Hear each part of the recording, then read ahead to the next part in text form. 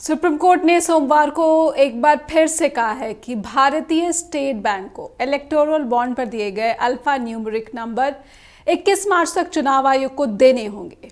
SBI के chairman Dinesh खरा को निर्देश दिया गया है कि सारी जानकारी चुनाव आयोग को दें और इसके बाद कोर्ट में हलफनामा दायर कर बताएं कि आयोग को जानकारी दे दी है। और यही नहीं, चीफ जस्टिस डीवाई चंद्रचूड़ ने कहा है कि 15 फरवरी 2024 को जब आदेश दिया गया था तो वो राजनीतिक दलों को इलेक्टोरल बॉन्ड से मिले पैसे की पूरी जानकारी दे। इसका मतलब था कि आदेश का पूरी तरह से पालन हो। एसबीआई का ढुलमुल रवैया आखिर किसको बचाने के लिए है? क्या सारी जानकारी सामने आने पर भारत की मौजूदा राजनीति के गहरे काले अंधेरे सुरंगों का पता चल जाएगा?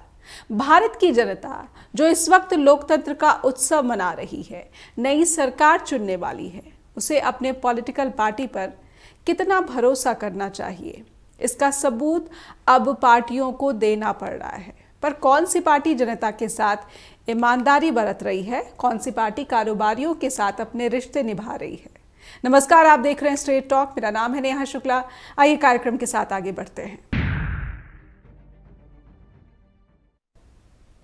तो चुनावी चंदे का डोनर कौन और क्यों, अब तक जानकारी देने में एसबीआई का जो रवैया है वो ढुलमुल दिख रहा है। सवाल कुछ और है हमारे, जो कि हम चाहते हैं कि अपने कार्यक्रम के दौरान ये सवाल रखे जाए। और सवाल है कि क्या इलेक्टोरल बॉन्ड्स अब तक का भारत का सबसे बड़ा करप्शन साबित हो रहे हैं या हो चुके हैं, खास करके तब जब लोकसभा चुनाव का ऐलान हो चुका है।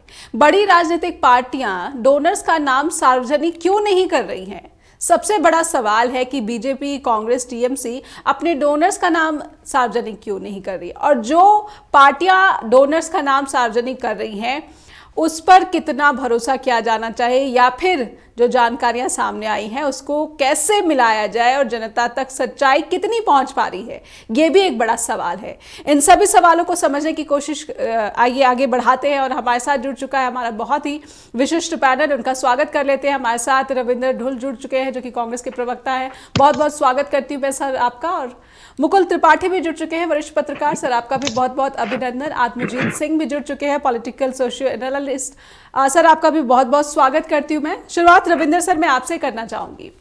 कांग्रेस क्यों नहीं डोनर्स के नाम सार्वजनिक कर रही है, और इसके बाद शुरुआत वहां से कर सकते हैं। सुप्रीम कोर्ट ने जिस तरह से आज कहा कि 21 मार्च तक आपको जानकारी देनी होगी, आपकी प्रतिक्रिया? देखिए, पहली बात तो डायरेक्टिव सुप्रीम कोर्ट का जो है इलेक्शन कमीशन को और एसबीआई को है। किसी भी पॉलिटिकल पार्टी को अभी तक कोई ऐसा डायरेक्टिव नहीं है। यदि कोई डायरेक्टिव होता तो अभी तक मेरे हिसाब से हो जाती। दूसरी चीज ये है कि ये प्रश्न जो है कल या परसों से जो चला है कि भी सभी राजनीतिक पार्टियों को स्वयं से ही डिस्क्लोजर कर देना चाहिए, यानी कि self disclosure in public faith. I think मैं ये एक्सपेक्ट कि भी हमारी पार्टी इसके ऊपर संज्ञान लेकर के बहुत जल्दी अपनी जो है सार्वजनिक करने का काम करेगी, क्योंकि बहुत ज्यादा परचेज जो है इलेक्टोरल बॉन्ड की जो है कांग्रेस को फंडिंग नहीं मिली है। बहुत ज्यादा जिस वोलुमनस तरीके से भारतीय जनता पार्टी को मिली है, कांग्रेस को नहीं मिली है, पहली बात। और दूसरी बात, जब ये बॉन्ड की स्कीम आई थी उसके बाद में कांग्रेस के द्वारा इसका बाकायदा, राहुल गांधी जी के द्वारा भी बाकायदा इसका विरोध किया गया था कहीं ना कहीं। तो बहुत जो थोड़ा बहुत है डेटा, तो मेरे को लगता नहीं कि कांग्रेस पार्टी को कोई दिक्कत आपत्ति होगी भविष्य के अंदर इसको सार्वजनिक करने से। और मैं एक्सपेक्ट कर रहा हूँ कि हाई लेवल के ऊपर इस मामले में कोई ना कोई चर्चा भी हो रही होगी। अब एसबीआई के रुख पर कोई टिप्पणी करना चाहेंगे? जिस तरह से जो अल्फा न्यूमेरिक नंबर होता है, कोड होता है, वो नहीं बताया जा रहा है। आपका क्या आकलन है, आपकी क्या समीक्षा है, किस रवैये का कारण क्या हो सकता है? सबसे महत्वपूर्ण चीज जो है एसबीआई जो छिपा रही है वो यही कोड ही छिपा रही है। इसका कारण हो सकता है एसबीआई के ऊपर कोई ना कोई दबाव, किसी भी प्रकार का, सरकार का चाहे राजनीतिक दबाव कोई भी हो। क्योंकि जो सबसे बड़ा इसके अंदर जिसको फंडिंग मिली है, जिसने सबसे ज्यादा इसका मिसयूज किया है, मैं कहता हूं, तो वह है भारतीय जनता पार्टी। और सरकार में है तो एसबीआई के ऊपर इतना प्रेशर बनाना कोई बहुत लंबी चौड़ी बात है नहीं। तो हम आरोप लगाते हैं बाकायदा इसके ऊपर कि भी एसबीआई के ऊपर प्रेशर बनाया गया है भारतीय जनता पार्टी के द्वारा। इस ही कारण से जो है मेरा मानना है कि अभी तक ऐसा नहीं हुआ। जी मुकुल जी भी हमारे साथ जुड़े हैं। मुकुल जी, अब और भी जो है ईसीआई की तरफ से जो खुलासे हुए हैं, और जो खुलासे हुए हैं वो जानकारी मैं चाहती हूँ कि आप हमारे दर्शकों के सामने रखिए कि 2019 से चुनाव से 3 महीने पहले ही बीजेपी को 3,000 करोड़ से ज़्यादा का जो है इलेक्टोरल बॉन्ड्स उसने भुनाया, और जो कि पूरे साल का 77%। इस अमाउंट को कैसे देखा जाना चाहिए? देखिए, अभी तो ये जो हम लोग डिस्कस कर रहे हैं उससे बड़ी बात तो ये हुई है कि 2018 से 19 तक के जो बॉन्ड थे उसकी कोई जानकारी नहीं दी गई है। ये भी एक बहुत बड़ा सवाल है जी। और 3,000 ये किसने दिया है और वो कहाँ है, और कहते हैं कि हमारे पास इसका कोई रिकॉर्ड नहीं है। अगर रिकॉर्ड नहीं है तो एसबीआई जैसा करोड़ों लोगों का खाता संभालने वाला बैंक अगर ऐसा करता है तो कैसे चलेगा आगे, ये कैसे काम कर रहे हैं, इस पे एक प्रश्न चिन्ह उठना जरूरी है। दूसरा, जो चंदा अभी जैसे हमारे कांग्रेस के प्रवक्ता ने बताया कि धीरे धीरे करेंगे, तो 10 पार्टी ऑलरेडी डिस्क्लोज कर चुकी है। उसमें आप है, सपा है, जेडीयू है, एनसीपी है, एनसी है और डीएमके, एआईएडीएमके, एसडीएफ, जेडीएस और महाराष्ट्र की एक पार्टी है महाराष्ट्र गोमांतक पार्टी जी। तो इन सब एमजीपी नाम है उसका, तो इन लोगों ने कर दिया ऑलरेडी। तो धीरे धीरे अगर विपक्षी पूरा कर देगा, अगर एक साथ एक टेबल पर अगर इंडिया गठबंधन बैठा है तो सारे लोग जिसने भी दिया है वो सब कर दे तो दूध का दूध तो अपने आप ऑटोमेटिक पानी, दूध का दूध पानी का पानी हो जाएगा। तो इन चीजों में विपक्षियों को जिस तरह से हमलावर होना चाहिए, मैं एक सेकंड के लिए आपसे पूछता हूं, अगर यही चीज 2013 में पार्टियां बदली होती, कांग्रेस का ऐसे आता कि 6,000 जो भी करोड़ था, 6,500 करोड़, 6,000 के आसपास ये इलेक्ट्रॉनिक बॉन्ड से आया, मान लीजिए उस वक्त हो चुका, तो अब तक ये बीजेपी वाले पूरे देश भर में और इनके टीवी चैनल्स जो आज हमारे जैसे 2G और 3G पे बोला जाता था, वही चीज आज बोल रहे थे, आज बोलते जी, और वही करते, और उसके बाद फिर सोचिए देश में क्या स्थिति रहती। इवन जो मेन मीडिया है वो बैठ के, जैसे मनमोहन का इस्तीफा मांगते थे, मनमोहन जी का, वैसे ही आज मोदी जी का इस्तीफा मांग रहे होते जी। ये करना चाहिए था उनको, आज की मीडिया को करना चाहिए था जो उस वक्त उन्होंने किया था। लेकिन ये सब गायब है। आप देखिए बहस कितने चैनलों पे हो रही है, कितनी गंभीरता से हो रही है। हंसी आती है, कल गृह मंत्री बैठे थे एक चैनल पे, देश के सबसे बड़े चैनल, अपने तेज चैनल कहता है, और वो कैसे कैसे तर्क दे रहे थे। वो तर्क ऐसे दे रहे थे कि उसके बाद तो मीम बनने लगे, और मीम सपोर्ट में भी बन रहे थे और उनके जो विपक्षी है वो भी बना रहे थे। लेकिन जो आप ये बताइए, जो बीजेपी का एक जिसे कहते हैं कोर इनकी आईटी टीम है, वो तो ये कह रहे थे कि पूरे चंदे को सांसदों में डिवाइड कर दीजिए तो हमारे को कम मिला है और टीएमसी को ज्यादा मिला है। बीजेडी टाइप के जो दल हैं उनको सबसे ज्यादा मिला है। वो उसको उससे समझिए मल्टीप्लाई कर रहे थे, उसको डिवाइड कर रहे थे, और डिवाइड करने के बाद देखिए किस स्तर तक ये लोग बचाने की कोशिश कर रहे हैं। प्रधानमंत्री जी पूरे देश में टहल रहे हैं और चीख चीख के बोल रहे हैं कि कांग्रेस ऐसी सरकार है, जहां जहां जा रहे हैं उन सरकारों की ऐसी तैसी कर रहे हैं। लेकिन एक शब्द भी इलेक्ट्रॉनिक इस बॉन्ड पे इन्होंने नहीं बोला, और जो गृह मंत्री बोले वो कतई हास्यास्पद है। और बैठा सामने एंकर राहुल कंवर बैठे थे, ये बैठा एंकर एक शब्द नहीं बोल पाए, या तो उसके दिमाग में नहीं आया होगा कि हमें ये भी बोलना है। तो ये बताइए कितनी बड़ी एक वो है कि देश में क्या चल रहा है। बिल्कुल, देश में इस वक्त एक तरफा सब चल रहा है, और कांग्रेस पार्टी और विपक्षी दलों को इस मुद्दे को जितने टाइम मिला है उसमें अब समय बहुत कम है, और इनको सीधे लोगों के कुछ, क्योंकि काफी लोग इसके बाद बदले हैं, ऐसा नहीं है। जो बीजेपी के सपोर्टर थे जब ये चीजें सामने आई हैं, अब तो धीरे धीरे पढ़ते बहुत सारे ऐसे जर्नलिस्ट हैं, इन्वेस्टिगेटिव जर्नलिस्ट हैं, जो निकाल के ला रहे हैं। बिल्कुल। और जो चंदा गायब हुआ उसका क्या होगा। और आज की डेट में सबसे आप ये समझिए शॉकिंग चीज क्या है, जो शायद लोगों ने ध्यान नहीं दी होगी। आज फिकी के थे और एक संस्थान और है, उसके वकील गए थे, और उन्होंने इस पूरे जो बॉन्ड को ओपन करने के लिए कहा है, उसको लेके इन्होंने पूरा बाकायदा सुप्रीम कोर्ट से अर्जी लगाई जी, फिकी और एसोचैम। और इनकी मांग ये थी कि इसमें नाम घोषित ना किए जाएं, नाम सार्वजनिक ना किए जाएं। सीजेआई ने जवाब दिया कि आप अब आए हैं जब हम पूरा डिसीजन सुना चुके हैं जी। उस पे अब ये सोचिए अब आने का क्या मतलब है, क्योंकि जब नाम सामने आ रहे हैं इंडस्ट्रियलिस्ट के तो कितनी बड़ी उनके अंदर एक घबराहट होगी कि हमारा नाम सामने आ जाएगा। तो उन्होंने मुकुल रोहतगी से डायरेक्ट सीजीआई ने कहा जी कि आप क्यों अब इतना लेट हो चुके, हम तो जजमेंट सुना चुके हैं। और जब वो जजमेंट सुना रहे थे तो इनके एक एडवोकेट हैं जो जिनका नाम मैं आपको बताता हूं, ये मैथ्यूज नेदुमरप्पा, ये बाकायदा सीजीआई जब अपना निर्णय पढ़ रहे थे तो उन्होंने जजमेंट पढ़ने के बीच में उनको टोकने लगे जी।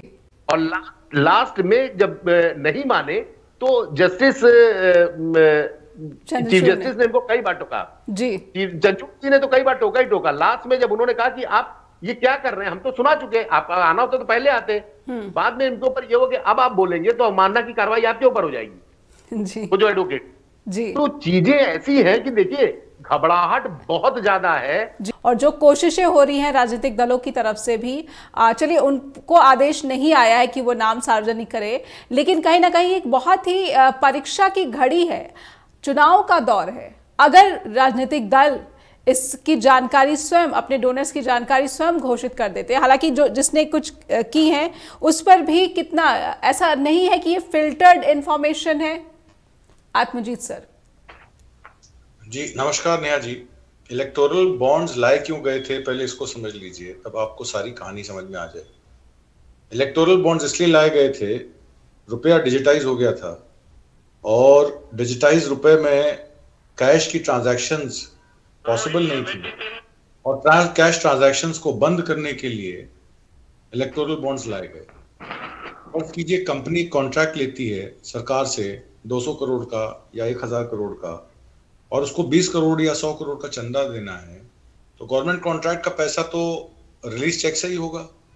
तो वो 200 करोड़ रुपए या 20 करोड़ रुपए कैश निकालने के लिए उसको बैंक में लिख के देना पड़ेगा। तो क्योंकि उसको बैंक में लिख के देना पड़ेगा, पर यहाँ अगर वायर ट्रांसफर वो 100-200 करोड़ रुपए करना चाहती है तो इमीडिएटली कर सकती है, उसमें कोई लिखित में नहीं, कोई कैश नहीं निकालना है, किसी को जमा नहीं कराना है। और सरकार ने खुद ही नोटबंदी में कह दिया था कि 20,000 रुपए से ज्यादा चंदा नहीं दिया जा सकता, लिया जा सकता। इसीलिए कांग्रेस पार्टी पे उन्होंने 213 करोड़ या 315 करोड़ रुपए की पेनल्टी लगाई जब उन्होंने 14 लाख रुपए दिखाए कि उन्होंने अपनी पार्टी के लोगों से चंदा लेके पैसा कैश जमा कराया, तो उन्होंने 315 करोड़ की पेनल्टी लगा दी। तो इलेक्टोरल बॉन्ड का जस्टिफिकेशन देखिए, वो एक्सटॉर्शन के लिए यूज किया जा रहा है, ये बात क्लियर हो गई। ये भी तमाम आंकड़े आ गए कि ईडी, सीबीआई, आईटी की जहां जहां रेट पड़ी उसके बाद वो बॉन्ड खरीदे गए। उसके बाद ये भी क्लियर हो गया कि ये जो है ठेके देने के बदले में पैसा कमीशन लिया जा रहा है, जिसको जिसको ठेके मिले उसने परसेंटेज में वो कमीशन के तौर पे इलेक्टोरल बॉन्ड खरीदे जी। फिर उसमें तीसरी बात भी प्रूव हो गई कि ये मनी लॉन्ड्रिंग है। मनी लॉन्ड्रिंग इसलिए है कि जिस कंपनी का, जिस ट्रस्ट का खुद का कॉर्पस 10-20 करोड़ रुपए का है, वो 100-200-300 करोड़ रुपए चंदा कैसे दे सकता है। तो शेल कंपनीज का भी इसमें आवाजाही हो गई। अब इसका जस्टिफिकेशन क्या बचता है? इसका जस्टिफिकेशन ये बचता है कि क्योंकि कैश में ट्रांजैक्शंस नहीं होनी थी, कैश ट्रांजैक्शंस में दिक्कत थी लोगों को, तो जिन कंपनियों को कैश देने में दिक्कत थी उनके लिए इलेक्टोरल बॉन्ड का रास्ता खोल दिया गया। इलेक्टोरल बॉन्ड से आज भी, जैसे मोदी जी ने कहा कि ये तो सुदामा का एक चावल का दाना है, क्योंकि आपको पता है कि 2019 के इलेक्शन में 60,000 करोड़ रुपए खर्चा हुआ, इस इलेक्शन में अनुमान है 1.25 लाख करोड़ रुपए खर्चा होगा। तो 1.25 लाख करोड़ रुपए के सामने तो ये 18-20 हजार करोड़ रुपए को मायने नहीं रखते ना। अगर मान लेता हूं बीजेपी को 6,500 करोड़ रुपए मिले, जो कि आंकड़ों में है, शायद ज्यादा भी मिले हों। आप ये भी जानते हैं कि कांग्रेस पार्टी को कितना पैसा मिला, चंदा मिला, टीएमसी को कितना चंदा मिला, पर उससे प्रूव क्या होता है? उससे ये तो नहीं प्रूव होता है कि जो चंदा मिला है वो सारा जो है वो इसलिए दिया गया कि कांग्रेस पार्टी ने भी कहा चंदा नहीं दोगे तो हम तुम्हारे खिलाफ तुम्हारे स्टेट्स में लाइसेंसेस को क्लियर नहीं करेंगे, पास नहीं करेंगे। ये तो सत्तारूढ़ पार्टी को बताना है कि आप इलेक्टोरल बॉन्ड का जो लॉ लेके आए उसमें आपने पारदर्शिता क्यों नहीं रखी। आपने क्यों स्टेट बैंक को कहा कि जब आप बॉन्ड इशू करें तो उसका यूनिक आइडेंटिफिकेशन नंबर आप उन लोगों का जिनको बॉन्ड इशू कर रहे हैं वो अलग रखें और जिनका कैश आउट हो रहा है उनको अलग रखें, पर जब बॉन्ड 15 दिन में एक्सपायर हो जाए तो उसकी लिस्ट हमें जरूर बता दें, वो प्राइम मिनिस्टर रिलीफ फंड में पैसा जाना चाहिए। तो एसबीआई का झूठ यहां भी पकड़ा गया कि जब आप आइडेंटिफिकेशन नंबर से उसको ट्रैक कर रहे हैं तो आप ये कैसे कह सकते हैं कि वो अलग अलग साइलों में पड़े हैं। ये कोई पानीपत के अदानी के साइलोस तो है नहीं कि एक में गेहूं पड़ा है और एक में चावल पड़ा है और दोनों को मिक्स नहीं किया जा सकता। ये तो बेकार का लॉजिक था उनका, इसलिए एसबीआई जो है फंस गई।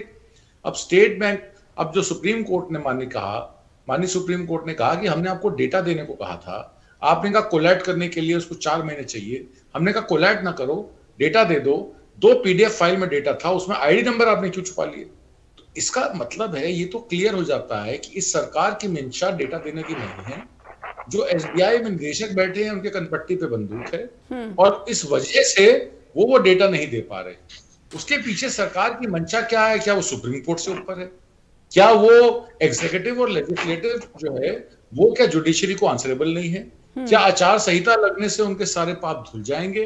क्या ये इलेक्टोरल बॉन्ड का मामला इस इलेक्शन के बाद खत्म हो जाएगा? तो क्या ये जो इनप्रोप्राइटरी हुई है इसमें वोटर, क्योंकि वो 80 करोड़ लोगों को फ्री राशन दे रहे हैं लाभार्थियों को, तो वो उनको माफ कर देंगे? ये बहुत सारे सवाल खड़े हो जाते हैं और इन सवालों का एक ही जवाब है, जो सरकार पारदर्शिता ना दिखाए, जो सरकार लोकतंत्र को ना माने, जो सरकार फेडरल स्ट्रक्चर को ना माने, जो सरकार डेमोक्रेसी को ना माने, जो स्टेट फेडरलिज्म को ना माने, उस सरकार का हट जाना ही बेहतर है। क्योंकि जो संविधान की सुरक्षा नहीं कर सकते, संविधान का सम्मान नहीं कर सकते, संविधान को इम्प्लीमेंट नहीं कर सकते, वो संविधान को खत्म भी नहीं कर सकते। तो ये संविधान खत्म करने की जो साजिश 400 सीटों, 400 अब की बार 400 पार, बताइए आपको कोई ओपिनियन पोल की जरूरत ही नहीं है। आपके जितने गोदी मीडिया के चैनल हैं, कोई कहता है 397 आएंगी, कोई कहते हैं 375 आएंगी, कोई कहते हैं 380 आएंगी, कोई कहती है 400 से भी पार जा सकती हैं। तो ये पब्लिक परसेप्शन बनाया जा रहा है। इसमें एक बहुत महत्वपूर्ण मुद्दा जो कि इसके साथ ही अटैच्ड है, वो है ईवीएम का। ये बात क्लियर है कि अगर ईवीएम के थ्रू चुनाव होंगे और वीवीपैट पर्चियों की काउंटिंग नहीं होगी, तो ये सरकार ने सारा जनमत का मामला जो है, इलेक्शन कराने का मामला जो है, वो रिग किया हुआ है। इसीलिए उनके पास 400 का नंबर है। अगर ईवीएम की पर्चियां काउंट कर दी जाएंगी तो मैं आपको जाहिर तौर पे कह सकता हूं ये 100 सीटों पर भी नहीं जीते। जी कि एक राजनीतिक दल होने के नाते जनता की सेवा यही एक आधार होता है राजनीति में आने का, लेकिन विभिन्न राजनीतिक दलों के साथ इलेक्टोरल बॉन्ड का जो नाता खुलकर सामने आ रहा है, ये बता रहा है कि आपको पता होता है कि किस कारोबारी ने इलेक्टोरल बॉन्ड खरीदा है और आप उसको भुना रहे हैं, और उसकी इनकम क्या है, वो कितना टैक्स भरता है, इसके बावजूद इस हमाम में सारे नंगे दिख रहे हैं।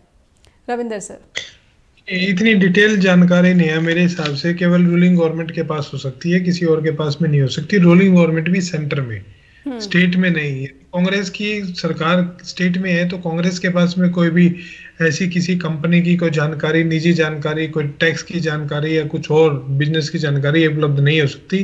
या तो मिनिस्ट्री ऑफ कॉर्पोरेट अफेयर्स को हो सकती है, इनकम टैक्स डिपार्टमेंट को हो सकती है, डायरेक्ट टैक्सेस में, इनडायरेक्ट टैक्सेस में, और किसी के पास नहीं हो सकती।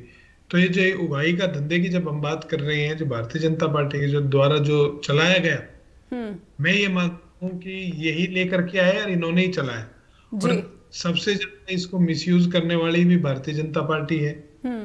ये हो सकता है कि भी कुछ पॉलिटिकल कुछ कंपनीज ने जो है चंदा देने के लिए इलेक्टोरल बॉन्ड्स का इस्तेमाल किया हो, विपक्षी पार्टियों के लिए भी, चाहे थोड़ा हो चाहे ज्यादा हो, लेकिन किसी भी हालत में जो है उस लेवल की वॉल्यूम पे नहीं है, पहली बात। और दूसरी बात ये है, वहां पे कोई ऐसी कोर्शन की कोई एक्टिविटी ना तो है, ना दिखेगी आपको जी। इसी कारण से कहीं ना कहीं सेल्फ डिस्क्लोजर थोड़ा थोड़ा करके सामने आ रहा है। आप देखेंगे कि विपक्ष की सभी पार्टियां कहीं ना कहीं सूनर और लेटर उसका सेल्फ डिस्क्लोजर कर देंगी, क्योंकि राहुल गांधी जी भी खुल करके इलेक्टोरल बॉन्ड के खिलाफ आ गए हैं। पहले भी आए थे वो, जब ये स्कीम चली थी, उसके बाद भी आए हैं और अभी भी चल रहा है। तो हम करेंगे, सभी पार्टियां करेंगी विपक्ष की, लेकिन सत्तारूढ़ पार्टी लगातार इससे बचती रहेगी, क्योंकि मिसयूज करने वाली जो है पार्टी वो सत्तारूढ़ पार्टी है, ना कि विपक्ष। जी रविंदर जी, क्या अब इसके बाद से हम ये उम्मीद करें कि राजनीति थोड़ा सा जो है अब इसकी सफाई जो है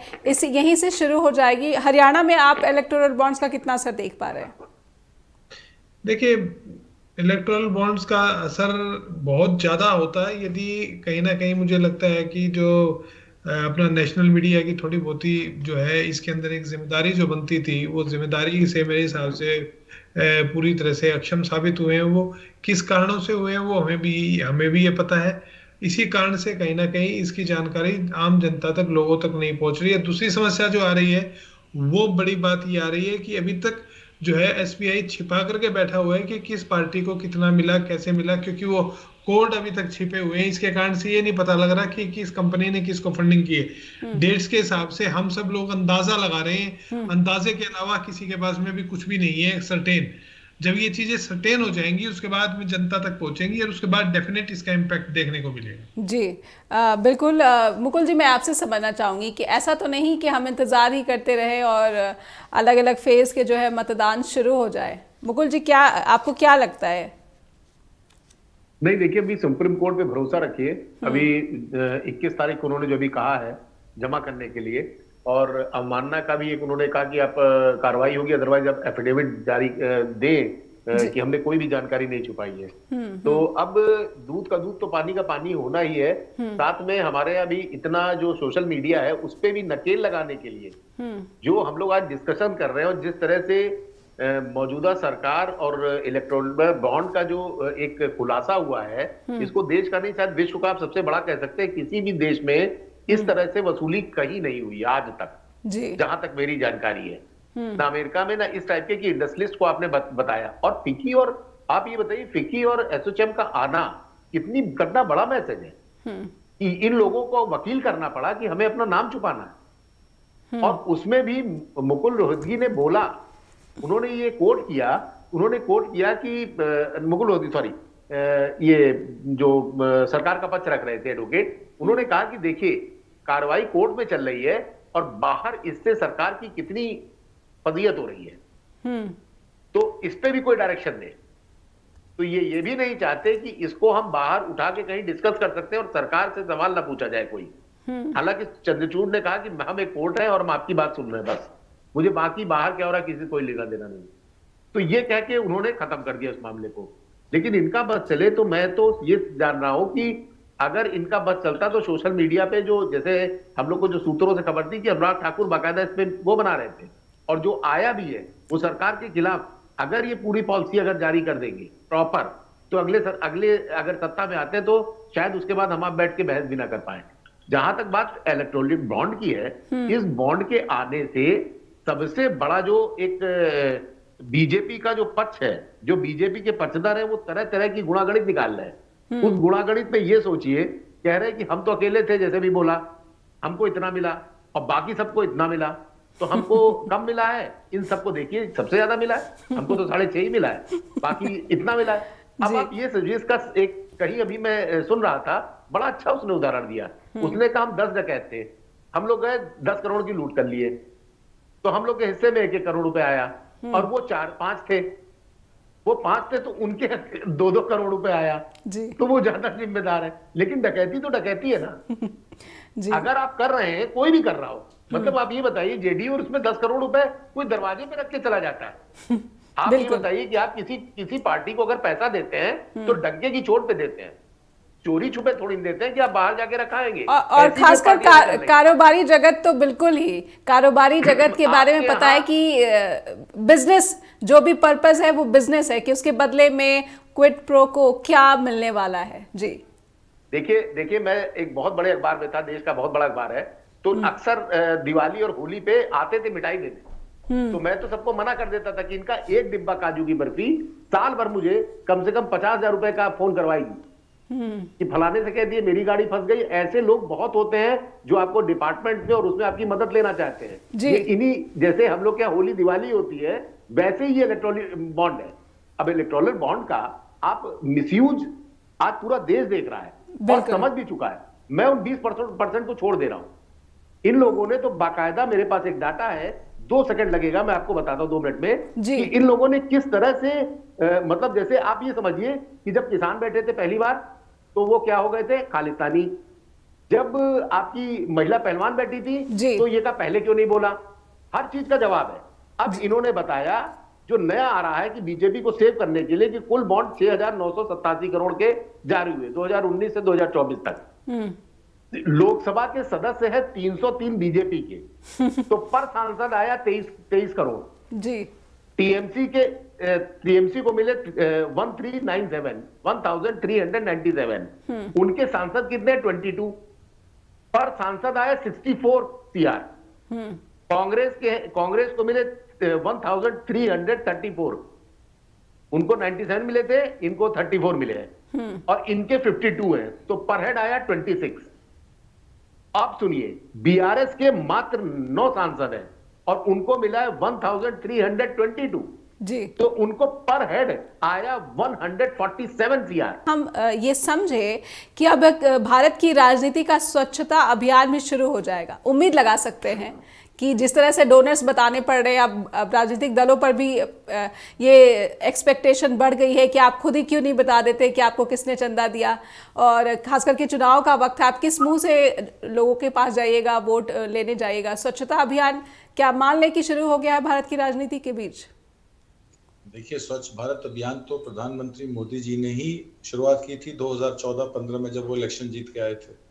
तो ये स्वच्छ भारत अभियान तो उन्हीं का दिया हुआ वरदान है जी। दूसरी बात, मैं मुकुल त्रिपाठी जी की बात को आगे बढ़ा के 2 चीजें और कहूंगा। तुषार मेहता और हरीश साल्वे जिस तरीके से कोर्ट में तर्क बयान दे रहे थे, उसमें उन्होंने जो प्लीज दी, वो प्लीज उन्होंने ये दी कि public narrative my Lord, people my lordship, everyone is making their own analysis lordship, social media post my lordship. मतलब इतना डरे हुए हैं वो सोशल मीडिया से और पब्लिक परसेप्शन से कि भीख मांग रहे हैं। तुषार मेहता और ठीक बोला मैंने, हरीश साल्वे।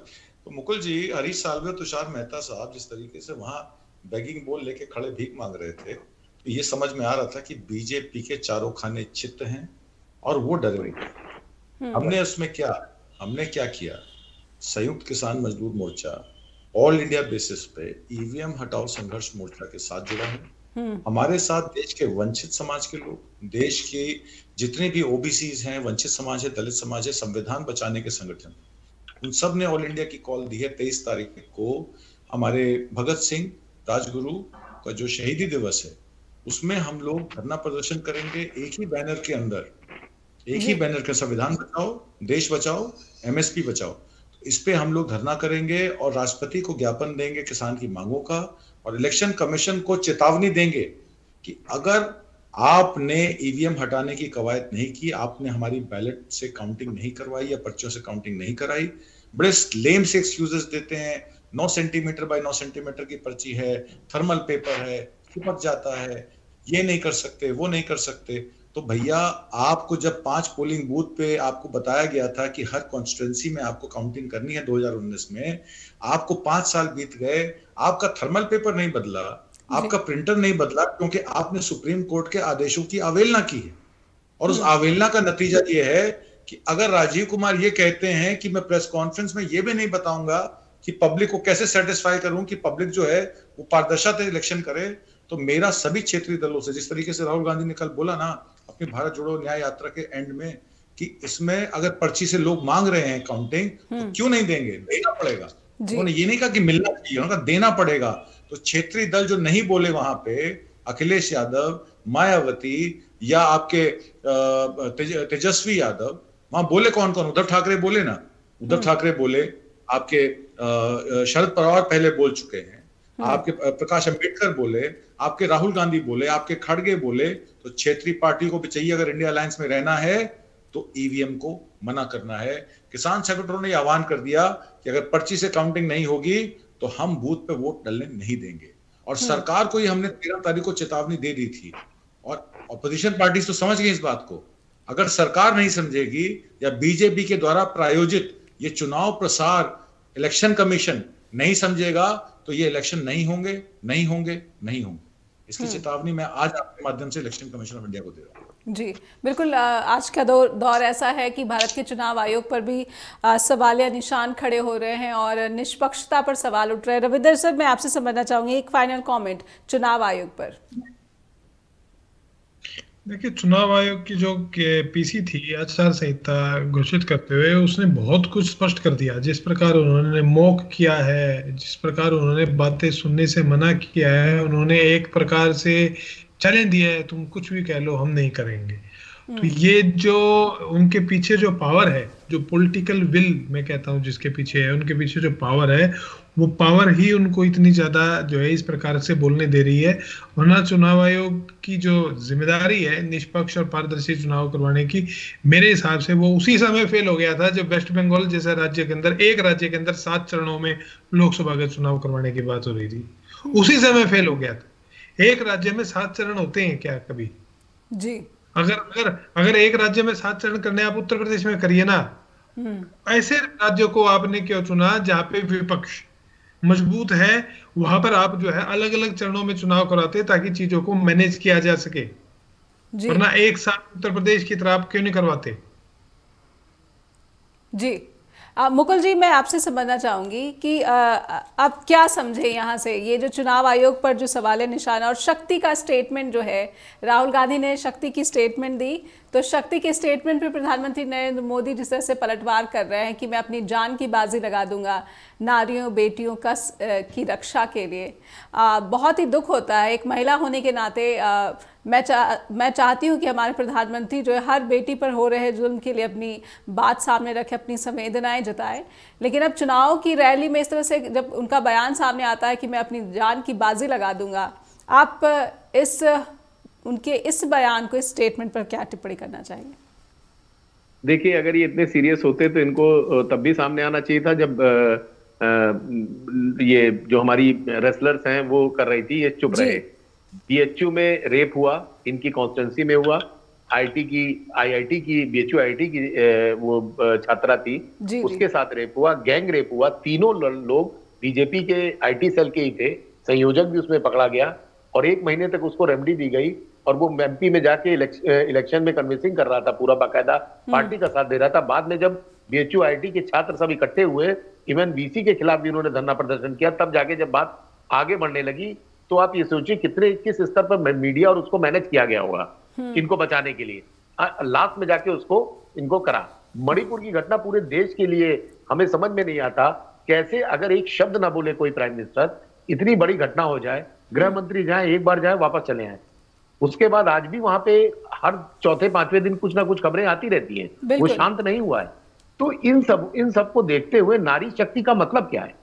नारी शक्ति का ये मतलब होता है कि अगर कोई, आप छोटी सी कोई अगर उपलब्धि कोई खिलाड़ी करता है तो आप ट्वीट कर देते हैं, लेकिन अगर गैंग रेप होता है और आप, ये आपके लिए बहुत छोटी घटना है, आपको बाकी चीजें सारी बड़ी लगती हैं, लेकिन ये सब चीजें आपको बहुत छोटी लगती हैं। अगर छोटी लगती है तो कायदे से बनारस की जनता को ये सोचना चाहिए कि जब कॉन्स्टिट्यूंसी में आए तो इनसे जवाब मांगा जाए।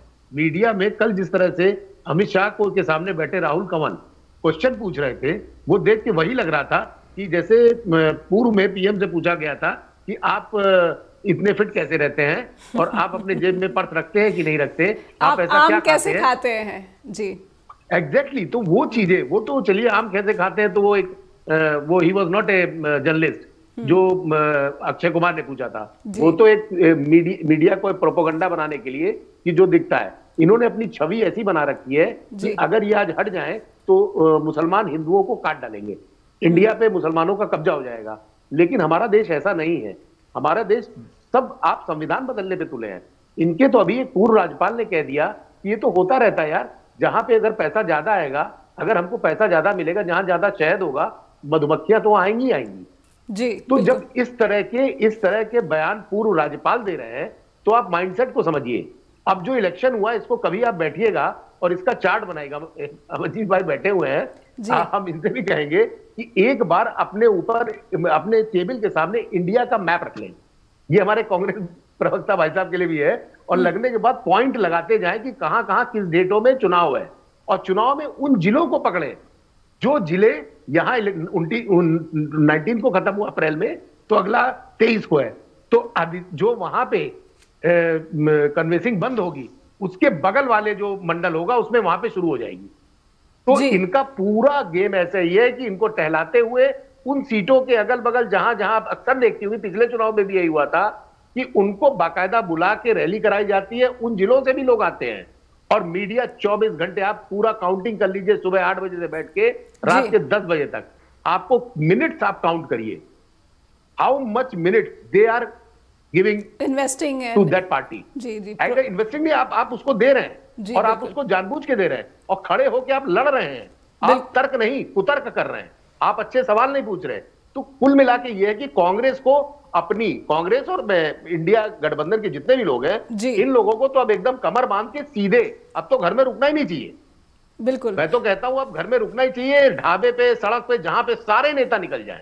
बल्कि इलेक्टोरल बॉन्ड्स एक ऐसा मुद्दा है जिस पर जनता को का साथ जो है बहुत ज्यादा मिल सकता है। विपक्षी दलों के सामने एक बहुत बड़ा अवसर है, एक बहुत बड़ा मुद्दा है जिसको लोकसभा चुनाव में भुनाया जा सकता है। बहुत बहुत धन्यवाद करना चाहूंगी सभी पैनलिस्ट का, क्योंकि समय समाप्त हो गया। आत्मजीत सर आपका भी, मुकुल सर आपका भी और रविंद्र सर आपका भी बहुत बहुत आभार कि आपने वक्त निकाला और स्ट्रेट टॉक के साथ जुड़े। दर्शकों से अनुरोध करती हूँ कि आपका इलेक्टोरल बॉन्ड्स को लेकर हो रहे हैं जो खुलासे हैं, जो हर दिन खुलासे हो रहे हैं, चुनाव आयोग ने एक और जो लेटेस्ट खुलासा किया है उस पर क्या कहना है, या सुप्रीम कोर्ट लगातार जिस तरह से एसबीआई से जानकारी मांग रहा है लेकिन एसबीआई की तरफ से ढुलमुल रवैया दिख रहा है। और तो और अब फिक्की और एसोचैम भी सुप्रीम कोर्ट पहुंच गए क्योंकि वो नहीं चाहते कि कारोबारी जगत का जो है पर्टिकुलर कंपनियों का जो नाम है वो सार्वजनिक हो और कहीं ना कहीं उससे उनके व्यवसायिक जो हित है उनको जो है नुकसान पहुंचने की वो बात कर रहे हैं, वो आशंका जता रहे हैं। लेकिन हम उम्मीद करते हैं कि आप अपना कीमती फीडबैक हम तक अवश्य पहुंचाइएगा।